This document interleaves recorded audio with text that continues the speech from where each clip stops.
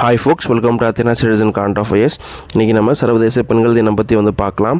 இது ஒவ்வொரு வருஷமும் மார்ச் 8 அன்னைக்கு உலகம் முழுக்க கொண்டாடப்பட்டு வந்துகிட்ருக்கு.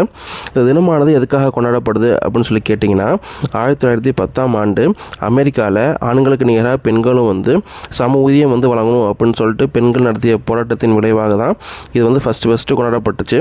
அதுக்கப்புறம் 1917ஆம் ஆண்டு ரஷ்ய புரட்சியப்போ பெண்களுடைய பங்களிப்பை கௌரவிக்கும் வகையில் அப்போதைக்கு ரஷ்ய அதிபராக இருந்த விளாடிமிர் லெனின் அவர்கள் ஃபஸ்ட்டு மார்ச் 8 நம்ம சர்வதேச பெண்கள் தினமாக கொண்டாடலாம் அப்படின்னு சொல்லிட்டு அறிவித்தார்.